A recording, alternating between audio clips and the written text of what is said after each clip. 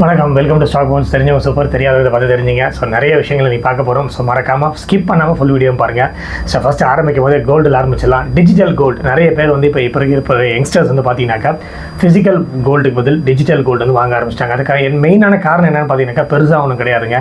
So கடைக்கு போகணும், அதை தரம் கரெக்டான ஒரு ப்ராடக்ட்டை பார்க்கணும், அந்த ப்ராடக்ட்டை பார்த்து அது பில்லு போட்டு வெயிட் பண்ணி அந்த டைமிங் எல்லாம் அவாய்ட் பண்ணுறதுக்கு என்ன பண்ணுறாங்க, ஒரு ஆப்பை இன்ஸ்டால் பண்ணிவிட்டு அந்த ஆப்லேயே வந்து டிஜிட்டல் கோல்டு வாங்கிடுறாங்க. ஸோ இது எந்த அளவுக்கு சாத்தியம், இது எந்த அளவுக்கு கரெக்டாக இல்லை, எந்த அளவுக்கு இது வந்து பெனிஃபிட்டா அப்படின்றத கொஞ்சம் டீட்டெயிலாக பார்க்கலாம். அதுக்கு முன்னாடி எவ்வளோ தான் மக்கள் வாங்கிட்டு இருக்கிறாங்க டிஜிட்டல் கோல்டு அப்படின்றதையும் ஒரு சுவாரஸ்யமான சர்வே கொடுத்துருக்காங்க, அதையும் பார்த்துடலாம். யூபிஐயில் நான் பர்டிகுலராக சொல்கிறது யூபிஐ டிரான்சாக்ஷன் மட்டும் ஜனவரி 2025 மொத்தம் 761.6 crores வாங்கியிருக்காங்க. பிப்ரவரி 2025 813.93 crores, March 2025 866.43 crores, April 2025 975.25 crores, மே 2025 985.24 crores, ஜூன் 2025 948.05 crores, ஜூலை 2025 1020.24 கோடி, ஆகஸ்ட் 2025 1183.73 கோடி. ஸோ பாருங்கள், அப்படியே மேலே ஏறிட்டே போயிடுது. கிட்டத்தட்ட 2000 கோடி கிட்ட போயிடும் போல இருக்குது. யூபிஐ டிரான்சாக்ஷனில் மட்டும் இல்லைனா மற்ற டிரான்சாக்ஷன்லாம் கணக்கு போட்டிங்கன்னா எந்த அளவுக்கு வாங்கிட்டு இருக்காங்க பாருங்கள் மக்கள். ஸோ இதில் மேஜர் பெனிஃபிட்ஸ் என்ன, மேஜர் இஷ்யூஸ் என்ன அப்படின்றதையும் கொஞ்சம் தெளிவாக பார்த்துடலாம். ஃபஸ்ட்டு மேஜர் இஷ்யூஸ் பார்த்துடலாம். ஃபஸ்ட்டு ரொம்ப இம்பார்ட்டன்ட் வந்து it is not regulated by SEBI or RBI. Reserve bank of இந்தியாவோ இல்லை செபியோ வந்து இதை வந்து ரெகுலேட் பண்ணல. ஸோ இது கொஞ்சம் நம்ம அலர்ட்டாக இருக்கிறது நல்லது. அது மட்டும் இல்லாமல் ஃபினான்ஷியல் டெஸ்டர்ஸ் கண்டிப்பாக இருக்குது. ஜிஎஸ்டி ஒரு 3% போடுவாங்க. அது மட்டும் இல்லாமல் இதை தாண்டி நீங்கள் யூபிஐயில் வாங்குறதுனால யூபிஐ ஃபீஸ், கேட்வே ஃபீஸ் போகிறதுக்கு சான்ஸ் இருக்குது. அது மட்டும் இல்லாமல் நீங்கள் அதை ஸ்டோர் பண்ணி ஃபிசிக்கலாக நான் ஃபியூச்சரில் வாங்க போகிறேன் அப்படின்னீங்கன்னா உங்களுக்கு ஸ்டோரேஜ் சார்ஜஸும் போடுவாங்க. நீங்கள் அதை டெலிவரி எங்கள் வீட்டுக்கு கொடுத்துருங்க அப்படின்னீங்கன்னா நீங்கள் டெலிவரி ஃபீஸும் வந்து வாங்குவாங்க. ஸோ இதெல்லாம் வந்து ஒரு மேஜர் இஷ்யூஸாக கருதப்படுது. என்ன பெனிஃபிட்ஸ்ன்னு பார்த்தீங்கன்னாக்கா, மெயினாக நீங்கள் ஷேர் மார்க்கெட் மாதிரி ஒரு டிமேட் அக்கௌண்ட் வந்து ஓப்பன் பண்ண வேண்டிய அவசியம் கிடையாது. டைரெக்டாகவே நீங்கள் ஆப் மூலிமா வாங்கிடலாம். அது மட்டும் இல்லாமல் இந்த கோல்டை வந்து நீங்கள் ₹1 வாங்க முடியும். 24 கேரட் தான் மேக்ஸிமம் கிடைக்கும். 99.9% பியூரிட்டி. ஸோ அது மட்டும் இல்லாமல் physical reduction of the coin is bar வந்து கிடைக்கிறதுக்கு சான்சஸ் அதிகமாகவே இருக்குது. ஸோ இதெல்லாம் வந்து ஒரு சர்வே மட்டும் இல்லாமல் ஒரு அலர்ட்டும் கூட. ஏன்னா என்னை பொறுத்த வரைக்கும் என்ன தான் நம்ம டிஜிட்டல் கோல்டு அப்படி இப்படின்னு டெக்னாலஜி வளர்ந்து போனாலும் தங்கம் நம்மளுக்கு கையில் இருக்குது. என்கிட்ட என் பொருள் இருக்குப்பா, அதை நான் எப்படி சேஃப்டியாக வச்சுக்கணும் அப்படின்னும் போது நம்மளுக்கு ஒரு தைரியம் இருக்கும். சரிங்களா? யாரோ ஒரு தேர்ட் பார்ட்டி நம்பி நம்ம ஒரு ஆப்பில் வாங்கிட்டு ஒரு கொஞ்சம் வாங்கலாம். பட் ஆனால் எனக்கு தெரிஞ்ச ஒரு டைவர்சிஃபிகேஷன் ஆஃப் அசட்ஸ் தான் என்றைக்குமே வந்து பெஸ்ட்டு நான் சொல்ல வருவேன். ஸோ அந்த விதத்தில் எல்லாத்துலேயும் கொஞ்சம் கொஞ்சம் அக்யூமுலேட் பண்ணுறது தான் பெஸ்ட்டு. பட் டிஜிட்டல் கோல்டை பொறுத்த வரைக்கும் கொஞ்சம் அலர்ட்டாக இருக்கிறது பெஸ்ட். ஏன்னா ஏகப்பட்ட ஸ்கேம்ஸ் வந்துருச்சு. எங்கே என்ன நடக்குதுன்னு தெரியல, அடுத்த நாள் என்ன நடக்குதுன்னு தெரியல. திடீர்னு வார டிக்ளேர் பண்ணுறாங்க, திடீர்னு வேறு ஏதாவது இஷ்யூ வருது. ஸோ இதெல்லாம் பார்க்கும்போது எல்லாமே நம்ம கையிலேயே இருந்துச்சுன்னா நம்மளுக்கு என்றைக்குமே வந்து ஒரு தைரியம் இருக்கும். கரெக்டாக இல்லைங்களா? ஸோ அடுத்தது தீபாவளி முடிஞ்சிருச்சு, நல்லபடியாக தீபாவளி கொண்டாடி இருப்பீங்க. அதுக்கு என்ன பிரதர் அப்படின்றீங்களா? ஒவ்வொரு தீபாவளிக்கும் ஒரு 10 கிராம் கோல்டு வாங்கியிருந்தீங்கன்னா இன்றைக்கி நீங்கள் எவ்வளோ சேமித்து வச்சுருக்கலாம் அப்படின்ற ஒரு சுவாரஸ்யமான விஷயம் தான் பார்க்க போகிறோம். இது முடிச்சிட்டோன்னே நிறைய பேர் வந்து ஃபீல் பண்ணுவீங்க, அடடா பிரதர் தீபாவளிக்கு என்னென்னமோ நான் பண்ணனே, ஒரு 10 கிராம் கோல்டு அந்த காலத்துலேருந்து வாங்கியிருந்தா இன்றைக்கி இவ்வளோ சேவிங்ஸ் வந்திருக்குமா அப்படின்னு நினைப்பீங்க. கண்டிப்பாக அந்த அளவுக்கு தான் ப்ரைஸ் அக்யூமுலேட் ஆகிட்டு வருது. ரிட்டர்ன்ஸ் வந்து பார்த்தீங்கன்னாக்கா ஓவராலாக இந்த தீபாவளி 10 ஆண்டுகள் 10 இயர்ஸ்னு வச்சுக்கிங்களேன், ரிட்டர்ன் வந்து ஒரு 20.8% வந்து கொடுத்துருக்குங்க. 10 நவம்பர் 2015 அந்த தீபாவளி அப்போ நீங்கள் வாங்கியிருந்தீங்கன்னா, நான் கரெக்டான தீபாவளி டேட் சொல்ல மாட்டேன். ஏன்னா எல்லாருமே கரெக்டாக அந்த தீபாவளி டேட்டு தான் வாங்குவோம்னு சொல்ல முடியாது. முன்னே ஒரு வாரம் இல்லை பின்னாடி ஒரு வாரம் அப்படி இருக்கலாம். ஸோ அந்த விதத்தில் 10th நவம்பர் 2015 அப்போ 25,582 rupees வந்து 10 கிராம் கோல்டு. அப்போ நீங்கள் அக்யூமுலேட் பண்ணியிருந்தீங்கன்னா உங்களுக்கு டோட்டல் வேல்யூ வந்து ஆவரேஜ் வேல்யூ 25,582. அதுக்கு அடுத்த தீபாவளி 30 அக்டோபர் 2016 அப்போ 30,057 இருந்துச்சு 10 கிராம்ஸ் கோல்டோட ப்ரைஸ். அப்போ அக்யூமுலேட் பண்ணும்போது உங்களுக்கு ஆவரேஜ் வேல்யூ வந்து 60,114 rupees. 19th அக்டோபர் 2017 29,697 இருந்துச்சு. Total average value 89,037 rupees. அதுக்கு அடுத்தது 7th நவம்பர் 2018 31,589 இருந்துச்சு. Average value 1,26,356. 27 அக்டோபர் 2019 38,293 இருந்துச்சு. Average value 1,91,465. 14 நவம்பர் 2020 50,986 இருந்துச்சு. Average value 3,05,916. 4th நவம்பர் 2021 47,553 இருந்துச்சு. Average value 3,32,871. 24th அக்டோபர் 2022ல் 50,580 இருந்துச்சு. Average value 4,04,640.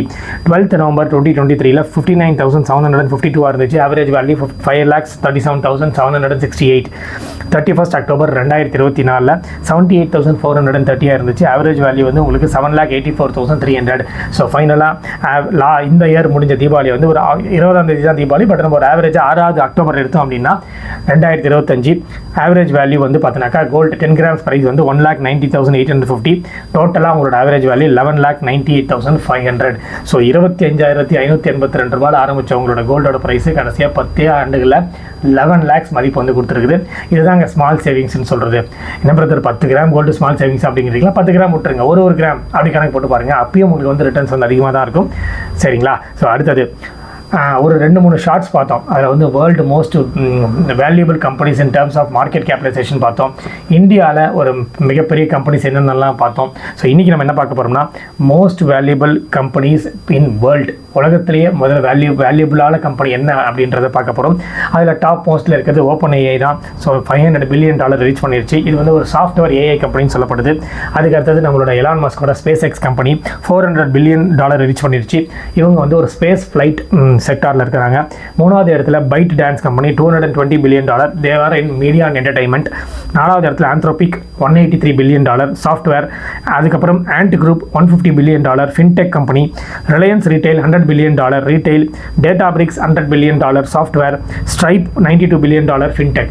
ஸோ இந்த 10 கம்பெனியில் பார்த்தீங்கன்னாக்கா ஒரே ஒரு கம்பெனி தான் இந்தியாவில் இருக்குது, ரிலையன்ஸு. இன்னும் அடுத்த ஸ்டேஜில் இருக்குது 15, 25, 30, 15 பார்த்தீங்கன்னாக்கா நிறைய கம்பெனி வரும். இந்த 10 கம்பெனிக்குள்ளே ஒரு கம்பெனி வருது. அடுத்த ஒரு 2-5 ஆண்டுகளில் எந்த கம்பெனி வந்து அந்த 10 பொசிஷனுக்குள்ளே நம்ம இந்தியன் கம்பெனி வரும் உங்களுக்கு தெரிஞ்சதுன்னா மறக்காமல் எனக்கு கமெண்ட் செக்ஷனில் கமெண்ட் பண்ணுங்கள். ஸோ அடுத்தது நிறைய இனோவேஷன்ஸ் வந்துகிட்டே இருக்குது. அதில் எங்கப்பட்ட இனோவேஷன்ஸ் எங்கே இருக்குதுன்னு பார்த்தீங்கன்னாக்கா கம்ப்யூட்டர் ஏஐ தாண்டி ஆட்டோமொபைல் செக்டாரில் நிறைய வந்திருக்குங்க.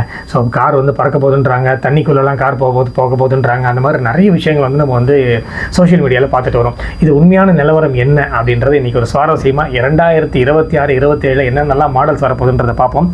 ஸ்மார்ட் ஸ்பீட் அப்படின்னு சொல்லி ultra violet X47 cross over, இது ஒரு வண்டி வரப்போகுது. இது வந்து என்ன அப்படின்னு பார்த்தீங்கன்னா இதோட ஸ்பெஷாலிட்டி, இது வந்து 77 GHz ரியர் ஃபேஸிங் ரேடார் வந்து இதில் கொடுத்துருக்குறாங்க. கிட்டத்தட்ட வந்து பார்த்தினாக்கா 200 meters பிஹைண்ட் என்ன வண்டி வருது, பின்னாடி என்ன வண்டி வருதோ அதுக்கேற்ற மாதிரி நம்ம வண்டி வந்து ஸ்பீடு வந்து ரைடிங் கண்டிஷன்ஸ் வந்து ஆல்டர் பண்ணி கொடுத்துரும். அது மட்டும் இல்லாமல் இதில் பிளைண்ட் ஸ்பாட் டிடெக்ஷன் இருக்குது, லேன் சேஞ்சிங் அசிஸ்ட் இருக்குது, ஓவர்டேக் பண்ணும்போது அலர்ட் கொடுக்குறாங்க. அது மட்டும் இல்லாமல் ரியல் கொலிஷன், பின்னாடி இருக்கிற வண்டிக்கு ஏதாவது கொலிஷன் ஆகிற மாதிரி வேகமாக வந்துச்சுன்னா அதுக்கு வார்னிங் கொடுக்குற அளவுக்கு இப்போ அந்த வண்டியில் இருக்குது. இது மட்டும் இல்லாமல் 1080 பிக்சல்ஸில் டுவெல் டேஷ் கேம் வந்து இதில் கொடுத்துருக்குறாங்க. அடுத்தது டிவிஎஸ் மோட்டார் கம்பெனி வந்து ஒரு சூப்பரான ஒரு வண்டி கொடுக்க போகிறாங்க. ஈவி காரோட ஸ்மார்ட் வாட்ச் வந்து பேர் பண்ணுற மாதிரி. அதாவது எதுக்காக இது அப்படின்னு பார்த்தீங்கன்னாக்கா ரைடர்ஸ் வந்து வண்டி ஆன் பண்ணி அதுக்கப்புறம் தான் நீங்கள் வந்து எல்லாத்தையும் செக் பண்ணுற அவசியம் இல்லை. வீட்லேயே உங்கள் ஸ்மார்ட் வாட்சோட பேர் பண்ணிட்டீங்கன்னா பேட்டரியோட ஸ்டேட்டஸ், டயரோட ஸ்டேட்டஸ், டயர் ப்ரெஷரோட ஸ்டேட்டஸ், அது மட்டும் இல்லாமல் சார்ஜிங் ப்ராக்ரஸ், சார்ஜ் பண்ணணுமா இல்லை எவ்வளோ நாளைக்கு சார்ஜ் நிற்கும், இது எல்லா அலர்ட்டுமே நீங்கள் வந்து உங்களோட ஸ்மார்ட் வாட்சில் பார்க்க முடியும். இதுவும் 2026 வரப்போகுது. அதுக்கப்புறம் டாடா மோட்டார்ஸ் ஆல்ரெடி ஹேரியர்ன்ற ஒரு மாடல் விட்டாங்க இல்லையா, அதே ஹேரியரில் இப்போ ஈவியில் விட போகிறாங்க. இதில் என்ன பெரிய விஷயம்னு பார்த்தீங்கன்னாக்கா டிரைவர் பே, அதாவது driver can use they can pay EV charging. இந்த இவி சார்ஜிங் வந்து மானிட்டர் பண்ணுற மாதிரி, ஃபாஸ்ட் டேக்கில் எவ்வளோ பேலன்ஸ் இருக்குன்னு மானிட்டர் பண்ணுற மாதிரி எல்லாமே வந்து ஃபோனே தேவைப்படாது. கம்ப்ளீட்டாக நீங்கள் இன்ஃபோடைன்மெண்ட் இருக்கு இல்லையா சிஸ்டம், அதிலே கம்ப்ளீட்டாக நீங்கள் பார்த்துக்கலாம் எவ்வளோ ஃபாஸ்ட் டேக் பேலன்ஸ் இருக்குது, ஃபாஸ்ட் சார்ஜ் ரீசார்ஜ் பண்ணுமா வேணாமா, அதே மாதிரி வேறு என்ன சொல்ல வருது, வேறு என்னென்ன டீட்டெயில்ஸ் இருக்கோ நீங்கள் என்னென்னலாம் பார்க்கணுன்னு ஆசைப்பட்றீங்களோ, டயர் ப்ரெஷர் ஆகட்டும் இல்லை மானிட்டரிங் சிஸ்டம் ஆகட்டும், எல்லாமே வந்து நீங்கள் ஃபோனே யூஸ் பண்ணாமல் எல்லாமே இன்ஃபோடைன்மெண்ட்லேயே கொண்டு வந்துடுறாங்க. there is no usage of phone அப்படின்னு சொல்ல வராங்க. அதுக்கப்புறம் பறக்கும் கார், இதை தான் நான் எதிர்பார்த்துட்டு இருந்தேன் அப்படின்றீங்களா, ஃப்ளையிங் கார் வரப்போது ஈவியில். இது வந்து என்ன கம்பெனி கொண்டு வர போகிறாங்கன்னா எக்ஸ்பிளைங் அப்படின்ற ஒரு கம்பெனி. இது வந்து ஒரு எலக்ட்ரிக்கல் வெஹிக்கிள் டேக் ஆஃபும் கூட. அதாவது என்னன்னா இது ஒரு அட்டானமஸ் ஃப்ளைட். அது மட்டும் இல்லாமல் எமர்ஜென்சியில் பறந்துட்டே போகிறீங்க, டக்குன்னு ஏதாவது ஒரு ஃபெயிலியர் ஆகிடுது அப்படின்னா நீங்கள் அதிலிருந்து பேராஷூட்டில் எடுத்து மேலே போய் பறந்து நீங்கள் உங்களோட சேஃப்டி பார்த்துக்கலாம். கிட்டத்தட்ட ஒரு 50 மீட்டர் ஹைட் வரைக்கும் போகும். இதோட விலை வந்து எவ்வளோ நிர்ணயிச்சிருக்காங்கன்னா $300,000 2026 வரப்போகுது. அதுக்கப்புறம் BYD எல்லாரும் கேள்விப்பட்டிருப்பீங்க, ஃபேமஸான ஒரு சைனீஸ் கம்பெனி கார் தான். யாங்வாங் U8 அப்படின்ற ஒரு மாடலோட இன்ட்ரோடியூஸ் பண்ண போகிறாங்க. இது வந்து எப்படின்னா ஒவ்வொரு டயருக்கும் ஒரு மோட்டார், அதாவது 4 இண்டிபெண்டன்ட் மோட்டார்ஸ் வந்து கொடுத்துருக்காங்க. இது மட்டும் இல்லாமல் அதில் இருக்கிற டேங்க் வந்து ஃபுல் டிகிரி வந்து 360 டிகிரிக்கு வந்து ரொட்டேட் பண்ணுற அளவுக்கு ஒரு சக்தி வாய்ந்த ஒரு மோட்டார் கொடுத்துருக்காங்க. அது மட்டும் இல்லாமல் கிராப் வாக்கிங், தண்ணியில் 30 மினிட்ஸ் வரைக்கும் மிதக்கக்கூடிய ரன் பண்ணக்கூடிய ஒரு ஸ்பெஷாலிட்டி வந்து இந்த காருக்கு வந்து கொடுத்துருக்குறாங்க.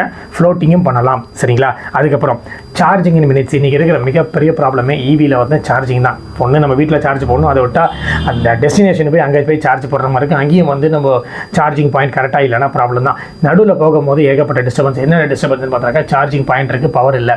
அப்படியே பவர் இருந்தாலும் ஆல்ரெடி க்யூவில் வெயிட் பண்ணுற மாதிரி இருக்குது. வரும்போதே சில பேர் வந்து பிளாக் பண்ணிடுறாங்க ஆப் மூலிமா. இது மாதிரி ஏகப்பட்ட டிஃபிகல்ட்டிஸ். ஆல்ரெடி இதை நான் சொல்ல வேண்டியது கிடையாது. யார் ஈவி கார் வச்சுட்டு லாங் டிரைவ் பண்ணியிருக்கீங்களோ கண்டிப்பாக இந்த டிஃபிகல்ட்டியை ஃபீல் பண்ணியிருப்பீங்க. ஸோ அவங்களுக்காக தான் Zeekr அப்படின்ற ஒரு கம்பெனி பிரிக் பேட்டரி கொண்டு வந்திருக்காங்க. With 5.5C ultra fast charging. 10.5 மினிட்ஸில் 10%லேருந்து 80% வரைக்கும் சார்ஜ் பண்ணக்கூடிய கெப்பாசிட்டி. ஈவன் இன் கோல்டு வெதரில் கூட இவ்வளோ ஃபாஸ்ட்டாக சார்ஜ் ஆகுமா? ஆல்ரெடி 860 அல்ட்ரா ஃபாஸ்ட் ஸ்டேஷன்ஸ் சைனாவில் நிறுவிட்டாங்க. 2026 கிட்டத்தட்ட 10,000 ஸ்டேஷன்ஸ் வந்து நிறுவப்படும் சொல்லியிருக்காங்க. ஸோ அதுக்கு அடுத்தது மெர்சிடிஸ் பென்ஸ் வந்து ஒரு சூப்பரான ஒரு காரை வந்து அறிமுகப்படுத்த போகிறாங்க. இது வந்து பார்த்தீங்கன்னாக்கா டேங்க் டர்ன் கேப்பபிலிட்டி, அதாவது வந்து எலக்ட்ரிக்கல் G580 அப்படின்ற மாடல். இதோட டயர் வந்து 360 டிகிரிக்கு ரொட்டேட் ஆகுமாங்க. பார்த்துங்க எந்த அளவுக்கு சூப்பராக இருக்குன்ட்டு. ஸோ ஃபைனலாக முடிக்கும் போது வின்ஃபாஸ்ட் என்ற ஒரு கம்பெனி ஆல்ரெடி இப்போ நம்ம தூத்துக்குடியில் ஆரம்பிச்சிருக்காங்க. Vietnamese company. இவங்க வந்து AI மிரர் அட்ஜஸ்ட்மெண்ட், அதாவது எப்படின்னா நீங்கள் போய் தண்ணியை மழை வந்தாலோ இல்லை பனி வந்தாலோ இல்லை எந்த கிளைமேட்டிக் கண்டிஷன்ஸில் நீங்கள் வண்டியை போட்டிட்டு போகும்போது நீங்கள் மிரர் ஓப்பன் பண்ணி உங்களோட சைட் மிரரை வந்து கிளியர் பண்ணவோ இல்லை வாட்டர் வாஷ் பண்ணவோ எதுவுமே பண்ணவே தேவையில்லை. ஆட்டோமேட்டிக்காக அக்கார்டிங் டு AI அந்த கிளைமேட்டிக் கண்டிஷன்ஸ்க்கு ஏற்ற மாதிரி அதுவே வந்து உங்களுக்கு நீட் பண்ணி கொடுத்துரும். ஸோ இது வந்து ஒரு எக்ஸ்ட்ரானரி ஒரு ஃபெசிலிட்டின்னு சொல்லலாம். இது எல்லாமே வந்து வித்தின் 2 இயர்ஸில் மார்க்கெட்டில் வரப்போது அலர்ட்டாக இருங்க.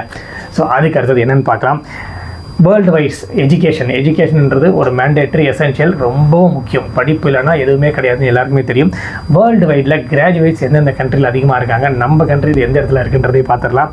ஹையஸ்ட் வந்து கனடாவில் தான் 64.7%, south Korea 56.2%, UK 53.8%, Australia 53.1%, USA 50.7%, France 43.4%, Spain 42.3%, Germany 34.3%, Argentina 23.7%, Italy 22.3%, Brazil 21.5%, China 18.5%, India 14.2%, Indonesia 13.1%, South Africa 9.0%. So graduation பண்ணும்போது நம்ம வந்து ரொம்ப கம்மியாக தான் இருக்கும்.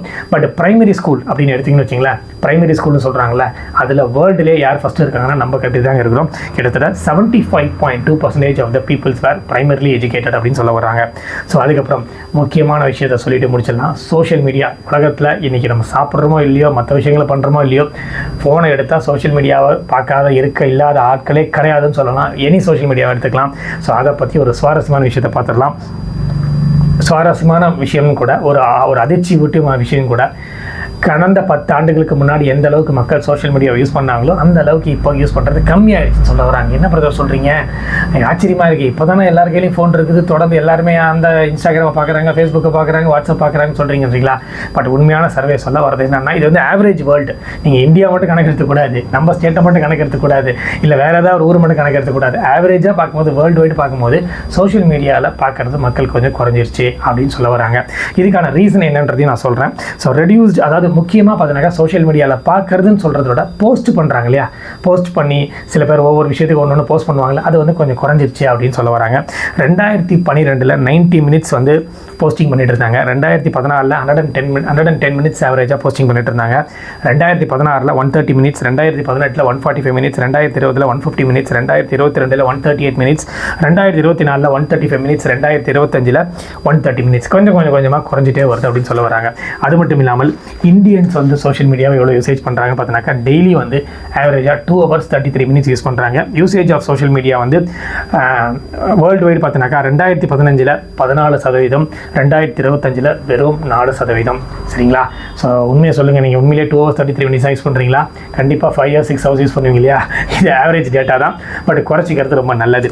அதுக்கப்புறம் பிளாட்ஃபார்ம் யூசேஜ், எந்த பிளாட்ஃபார்மும் மக்கள் அதிகமாக விரும்பி யூஸ் பண்ணுறாங்க பார்த்தோன்னாக்கா, ஹையஸ்ட் வந்து யூடியூப் தான் 3 hours 49 minutes, ஃபேஸ்புக் வந்து 47 37 மினிட்ஸ், இன்ஸ்டாகிராம் வந்து 35 மினிட்ஸ். இன்ஸ்டாகிராம் தான் பிரதர் அதிகமாக யூஸ் பண்ணுறீங்கன்னா, இன்ஸ்டாகிராமில் மேக்ஸிமம் போஸ்ட் போடுறதுக்கும் போஸ்ட்டை பார்க்கறதுக்கு தான் யூஸ் பண்ணுறாங்க. பட் யூடியூப் பண்ணும்போது ஒரு வீடியோ பார்த்தாங்கன்னா 10 to 15 மினிட்ஸ் போகுது இல்லையா? ஸோ அதனால் அந்த வியூஸ் அதிகமாக இருக்கும், டைமிங் அதிகமாக இருக்கும்னு நான் நினைக்கிறேன். ஸோ மேபி மோர் ஆர்டர்ஸ் பார்த்தினாக்கா யூடியூப் தான் ஹையஸ்ட்டாக இருக்குது.